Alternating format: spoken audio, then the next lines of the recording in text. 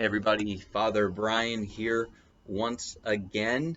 We're going to pray, of course, during this video, but we're going to do that at the end. First, I want to acknowledge, and this is Monday, March 16th. I want to acknowledge that news is getting worse and worse in the world and also in a lot of our lives. I unfortunately found out that two people very dear to me lost their jobs today.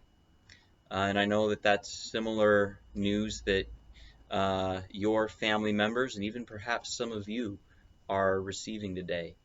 And I'm very sorry that those are the times that we are in. But I also know that there's been a lot of good stories of kindness coming out that many of you are experiencing as well. I know when I walked in today, one of our staff members was talking about how she'd received a lot of kindness from her neighbors. Her neighbors are reaching out to her, they're reaching out to each other, and that's something really good that's going to come about in the midst of all of this. And so if you have a story of some type of act of kindness that you're experiencing in the last few days, let me know. Send me an email. I want to tell people about it because those are the type of stories that builds up trust, and it's really going to be trust in each other and trust in God, of course, that's going to kind of see us through this and help people to overcome some of those challenges, like the two people I know who lost their jobs. But I also want to talk about now, many of you know this, but in college I was a history major, and so part of me very much looks at our own present time and asking how are historians going to look back on this time? And this is really a very profound historical moment. All right, we have an opportunity here to shape history. Are people going to look back on us 100 years from now and look back on all these weak people who gave up, who didn't fight for their communities? I hope not. We have an opportunity to shape history so that people look back and say, wow, times were tough for these people, but they rallied together. They came together.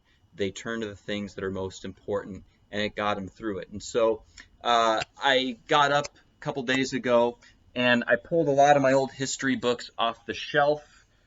Here are a few of them from my college days, and I started reading up about the Black Death, okay, the bubonic plague. Here's another great book. I didn't get this one in college. I got it since college, but this book in particular talks about change over time, obviously the last millennium and all the biggest moments of change. And as one of the biggest moments of change, he listed the Black Death, okay, the bubonic plague in the 14th century in Europe.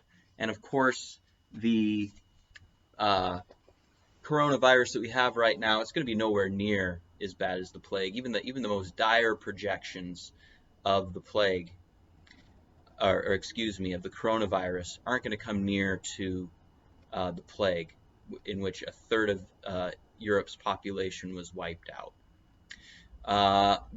But historians, as you know, sometimes we say that history repeats itself. All right, history repeats itself. And so in the wake of our present moment, where there's not just a disease or a virus that people are worried about, but a lot of economic trouble. When the plague ended, it actually opened up a lot of opportunities for some people. In fact, it ended feudalism. You remember feudalism? You had your lord. He would sort of rent out land to vassals, and the vassals would farm that, and it was very difficult for those vassals. Well, the plague led to some of those vassals really being able to escape that system, okay? And there were many opportunities for them, and many people actually, after that whole awful ordeal was over, there were many opportunities for them to capitalize on. Of course, this moment it's going to lead to some changes. But not all of these changes are going to be bad for everyone. All right. In fact, again, this might open up a lot of opportunities for people if we can just get through it. So have some hope. Again, the economic downturn, it's going to change some things, but it also might create a situation where some really good, really hardworking people are going to get some great opportunities. So again, I want to tell you all, don't give up. When we make it through this, there will be good things on the other side, okay? But of course, we need to pray in these times. And so I won't be able to go give you like a step-by-step a tour of this resource, but there will be a link in the description for a resource called Magnificat, okay? And Magnificat is really sort of a shortened version of the liturgy of the hours that priests and nuns pray every day. And so if you go to the link in the description and you click on the picture there, and it's us.magnificat.net/free. Magnificat is usually a subscription, but in this time they've offered this for free for everyone so that we can pray together. So it's very generous of them. I'm very grateful to the people at Magnificat. But if you click and open that, you'll notice that it opens to March 16th. Morning prayer. We're not going to do morning prayer, obviously, but if you notice the red arrow there, the little red box with the arrow in it to the right, you can look through and you'll even have the mass readings. There's even a meditation of the day. There's a meditation, and there's a little bit about a saint every day, and then you get to prayer for the evening. All right, and I really want to encourage you maybe to go to this resource, go to this website and pray morning and evening prayer. Look at the readings, look at the meditation. I think it could be very consoling. Even in this evening prayer, and I might give you a little better tour of this tomorrow maybe. We'll pray the whole thing, but the video I shot earlier today when I did that, basically it wound up being too long. YouTube wouldn't accept it. But there's some profound wisdom in here for our present day.